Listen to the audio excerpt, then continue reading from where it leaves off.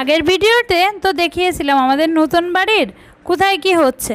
তা ভিডিও বড় হয়ে যাবে বলে বলছিলাম যে আগামী ভিডিওতে দেখা হবে, তাই এই যে চলে আসলাম আপনাদের মাঝে আবারও। আসসালামু আলাইকুম, কেমন আছেন সবাই? আলহামদুলিল্লাহ আমি অনেক ভালো আছি। আপনারা যে যেখানে আছেন সেখানে নিশ্চয়ই ভালো আছেন। এই যে দেখতেই পাচ্ছেন নতুন বাড়ি থেকে নেমেই কিন্তু এটা আমার শ্বশুরের খুব প্রিয় একটা জায়গা। আব্বু ম্যাক্সিমাম সময় কিন্তু এখানেই দিন কাটায় মানে কাজকর্ম করে। সে চাষবাস করতে খুবই পছন্দ করে। ওল, কচু, মানে এই যে ওল গাছগুলো দেখতেছেন সব কিন্তু আব্বু করে, আম্মুও করে, কিন্তু আব্বু বেশি করে। সে যতই কষ্ট যাক সে খেতে আসবেই, একটা ঘাস হতে দেবে না। দেখুন কি পরিষ্কার, এর গোড়ায় কোথাও একটা ঘাস দেখতে পাবেন না।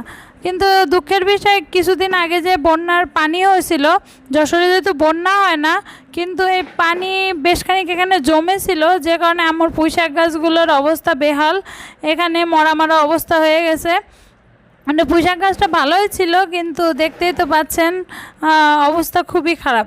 তা আমি বললাম আম্মু এগুলো কেটে ফেলে আবার নতুন করে লাগিয়ে দেন, দেখে নেন হবে না। আম্মু বলতেছে না এখন আর লাগানোর সময় নেই। আমি বলছি না এখনও সময় আছে, আমরা তো ছাদে লাগাই, আপনিও লাগান, দেখে নেন হবে না।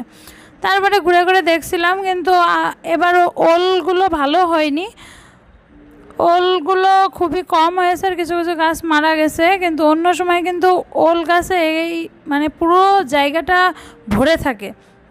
কিন্তু এবার যেহেতু বাড়ি করা হয়েছে সেখানে আব্বু অনেক কাজকর্ম করেছে, দেখাশোনা করেছে, যে কারণে ওলে আর অত চোখ দিতে পারিনি, যে কারণেই ওল এবার আর ভালো হয়নি।